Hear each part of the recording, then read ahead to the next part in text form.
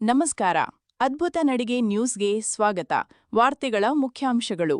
ಕೊಪ್ಪಳ ಜಿಲ್ಲೆಯಲ್ಲಿ ಗೃಹಲಕ್ಷ್ಮಿ ಯೋಜನೆಯ ಹಣ ವಾಪಸ್ ಕುರಿತು ಮಾಧ್ಯಮ ವರದಿ. ಗ್ಯಾರಂಟಿ ಅನುಷ್ಠಾನ ಯೋಜನೆಯ ಸಮಿತಿಯ ಅಧ್ಯಕ್ಷ ರೆಡ್ಡಿ ಶ್ರೀನಿವಾಸ. ಕೊಪ್ಪಳ ಗೃಹಲಕ್ಷ್ಮಿ ಯೋಜನೆಯ 86 ಲಕ್ಷ ರೂಪಾಯಿಗಳಷ್ಟು ಹಣವು ಸರ್ಕಾರದ ಖಾತೆಗೆ ಮರುಪಾವತಿಯಾಗಿದೆ ಎಂದು ಕೊಪ್ಪಳ ಜಿಲ್ಲೆಯ ಗ್ಯಾರಂಟಿ ಯೋಜನೆಯ ಅನುಷ್ಠಾನ ಸಮಿತಿಯ ಅಧ್ಯಕ್ಷರಾದ ರೆಡ್ಡಿ ಶ್ರೀನಿವಾಸ್ ಅವರು ಮಾಧ್ಯಮದವರ ಮುಂದೆ ಸ್ಪಷ್ಟಪಡಿಸಿದ್ದಾರೆ.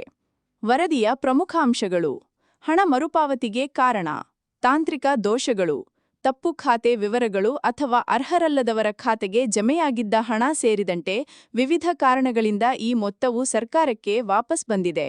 ಅಧಿಕೃತ ಸ್ಪಷ್ಟನೆ: ಈ ಕುರಿತು ಸಾರ್ವಜನಿಕರಲ್ಲಿ ಉಂಟಾಗಿರುವ ಗೊಂದಲಗಳನ್ನು ನಿವಾರಿಸುವ ಸಲುವಾಗಿ ಜಿಲ್ಲಾ ಗ್ಯಾರಂಟಿ ಯೋಜನೆಯ ಅಧ್ಯಕ್ಷ ರೆಡ್ಡಿ ಶ್ರೀನಿವಾಸ್ ಅವರು ಮಾಧ್ಯಮಗಳೊಂದಿಗೆ ಮಾತನಾಡುತ್ತಾ ಅಧಿಕೃತ ಮಾಹಿತಿ ನೀಡಿದ್ದಾರೆ. ಮುಂದಿನ ಕ್ರಮ: ವಾಪಸ್ ಬಂದಿರುವ ಈ ಹಣವನ್ನು ನಿಯಮಾನುಸಾರ ಅರ್ಹ ನಿಜವಾದ ಫಲಾನುಭವಿಗಳಿಗೆ ತಲುಪಿಸಲು ಅಗತ್ಯವಿರುವ ಕ್ರಮಗಳನ್ನು ಕೈಗೊಳ್ಳಲಾಗುವುದು ಎಂದು ತಿಳಿಸಲಾಗಿದೆ. ಅದ್ಭುತ ನಡಿಗೆ ನ್ಯೂಸ್ ಇದು ನಿಮ್ಮ ಚಾನೆಲ್. ಸಬ್ಸ್ಕ್ರೈಬ್ ಮಾಡಿ, ಲೈಕ್ ಮಾಡಿ, ಶೇರ್ ಮಾಡಿ. ಸುದ್ದಿ ಮತ್ತು ಜಾಹೀರಾತಿಗಾಗಿ ಸಂಪರ್ಕಿಸಿ ಶರಣಪ್ಪ 99761383. ಗೋಲ್ಮಾಲ್ ಪ್ರಶ್ನೆಯೇ ಇಲ್ಲ. ಯಾಕಂತಂದರೆ ಗೋಲ್ಮಾಲ್ ಮಾಡಲಿಕ್ಕೆ ಯಾವ ರೀತಿ ಸಾಧ್ಯ ಹೇಳಿ? ಇವತ್ತು ಟೋಟಲಿ 3,20,000 ಮಂದಿ ಫಲಾನುಭವಿಗಳಿಗೆ ನಮ್ಮ ಕೊಪ್ಪಳ ಜಿಲ್ಲೆಯಲ್ಲಿದ್ದಾರೆ. ಅವರವ್ರ ಅಕೌಂಟು ನಮ್ಮ ಸರ್ಕಾರದಲ್ಲಿದ್ದಾವೆ.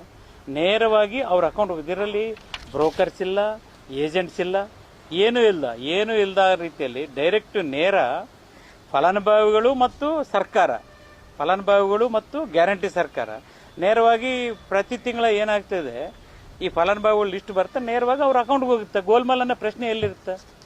ಯಾರಾದರೂ ಒಬ್ಬರ ಅಕೌಂಟ್ ಇದ್ದದ್ದು ಒಬ್ಬರು ದುಡ್ಡು ತಗೊಳಕ್ಕಾಗುತ್ತಾ? ಸಾಧ್ಯನೇ ಇಲ್ಲ. ಈ ರೀತಿ ಕೆಲವೊಂದು ಪತ್ರಿಕೆಯಲ್ಲಿ ಗೋಲ್ಮಾಲು ಇವೆಲ್ಲ ಬರ್ತದೋ ನಿಜವಾಗ್ಲೂ ಕೂಡ ಆಸ್ಪದ ಅಂತೇಳಿ ಹೇಳಕ್ಕೆ ಬಯಸ್ತೀನಿ. ಯಾಕಂತಂದರೆ ಇವತ್ತು ಯಾವುದಾದ್ರೂ ಒಂದು ಫಲಾನುಭವಿ 3,28,000 ಮಂದಿ ಫಲಾನುಭವಿಗಳೊಳಗೆ ಒಂದು ಅಕೌಂಟ್ ತೋರಿಸ್ರಿ ಏನಾದರೂ ಇಂಥ ಮಿಸ್ಯೂಸ್ ಆಗಿವೇನೋ ಅಂತ. ಈ ರೀತಿ ಮಿಸ್ಯೂಸ್ ಆಗಬಾರ್ದು ಅನ್ನೋ ದೃಷ್ಟಿಯಿಂದ ನಮ್ಮ ಸರ್ಕಾರ ಏನು ಮಾಡುತ್ತೆ, ಒಂದು DBT ಮುಖಾಂತರ ಮಾಡುತ್ತೆ, ಡೈರೆಕ್ಟ್ ಬೆನಿಫಿಷರಿ ಟ್ರಾನ್ಸ್ಫರ್ ಮಾಡ್ತಾ ಇದೀವಿ ನಾವು. ಇದರಲ್ಲಿ ಯಾವ ರೀತಿ ಆಗುತ್ತೆ ಗೋಲ್ಮಾಲು? ನಿಜವಾಗಿ ನಾವೇನೋ ಪರಿಶೀಲನೆ ಮಾಡ್ತಾ ಇದ್ದೀವಿ. ಸತ್ತವ್ರದ್ದು ಮಲ್ಟಿಪಲ್ ಅಕೌಂಟ್ಸು, ಆಮೇಲೆ ಕೆಲವೊಬ್ಬರು ಮಿಸ್ಯೂಸ್ ಅಂತೂ ಕೆಲವು ಇರ್ತಾವೆ, ಇಲ್ಲ ಅಂತಲ್ಲ. ಕೆಲವು ಯಾವ ರೀತಿ ಮಿಸ್ಯೂಸ್ ಇರ್ತಾವೆ ಅಂತಂದರೆ ಡಬಲ್ ಅಕೌಂಟ್ ಮಾಡ್ಕೊಂಡು ಅವ್ರ ಅಕೌಂಟ್ಗೆ ಹಾಕ್ಸ್ಕೊಂತಾರೆ. ಅಂದರೆ ಇದೇನು ಗೋಲ್ಮಾಲ್ ಅಲ್ಲ.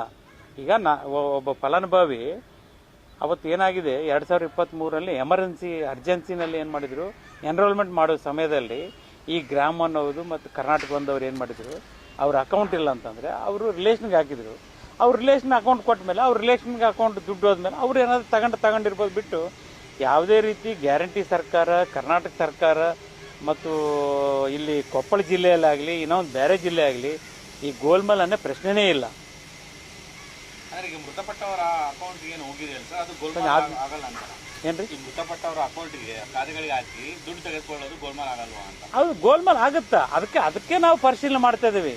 ತಾವು ಹೇಳಿದ್ದು ಮೃತಪಟ್ಟವರ ಅಕೌಂಟ್ನಲ್ಲಿ ಇರುವಂಥ ದುಡ್ಡು ಯಾರು ಡ್ರಾ ಮಾಡ್ತಾರೆ ಅವರು ಗೋಲ್ಮಾಲ್ ಅಂತ ಹೇಳ್ತೀವಿ. ಆದರೆ ಅದಕ್ಕೆ ನಾವೇನು ಮಾಡ್ತಾ ಇದೀವಿ, ಅಕೌಂಟ್ ಪರಿಶೀಲನೆ ಮಾಡಿ ಅಕೌಂಟ್ ಲಾಕ್ ಮಾಡ್ಕೊಂಡು ಯಾರು ಅಮೌಂಟ್ ಡ್ರಾ ಮಾಡ್ಕೊಂತ ಅವ್ರ ಮೇಲೆ ಕೇಸ್ ಮಾಡಿ ಒಳಗೆ ಹಾಕ್ತೀವಿ ನಾವು. ಅದು ಫಲಾನುಭವಿಗಳೇ ಸರ್ಕಾರ ಗೋಲ್ಮಾಲ್ ಮಾಡ್ತಾ ಇದ್ದಾರೆ ಅಂದರೆ ಫಲಾನುಭವಿಗಳು ಈಗ ತೀರ್ಕೊಂಡ ಮೇಲೆ ಅವ್ರು ಹೆಂಗೆ ಗೋಲ್ಮಾಲ್ ಮಾಡೋಕ್ಕೆ ಸಾಧ್ಯ?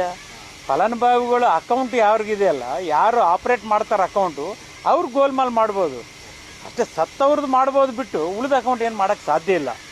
ಈಗ ಸತ್ತವ್ರದ್ದು ಯಾವ ರೀತಿ ಆಗ್ತಾವೆ ಅಂದರೆ, ಈಗ ಸತ್ತವ್ರು ಒಬ್ಬರು ತೀರ್ಕೊಂಡಿದ್ರು, ಅವ್ರ ಅಕೌಂಟ್ ಇದೆ, ಅವ್ರಿಗೆ ATM ಕಾರ್ಡ್ ಇತ್ತಂದರೆ ಯಾವ ರೀತಿ ನಾವು ಪರಿಶೀಲನೆ ಮಾಡಬೇಕು? ATM ರೂಪೇನಲ್ಲಿ ಅವ್ರು ATMನಲ್ಲಿ ಡ್ರಾ ಮಾಡ್ಕೊತಾರೆ. ಅದನ್ನು ನಾವೇನು ಮಾಡೀವಿ, ಲೀಡ್ ಬ್ಯಾಂಕ್ ಮ್ಯಾನೇಜರ್ ಕೂಡ ಒಂದು ಮೀಟಿಂಗ್ ಮಾಡಿ ಎಲ್ಲ ನ್ಯಾಷನಲೈಸ್ ಬ್ಯಾಂಕ್ಸು ಎಲ್ಲ ಬ್ಯಾಂಕ್ಗಳದ್ದು ಒಂದು ಲೆಟರ್ ಬರೆದಿವಿ ನಾವು.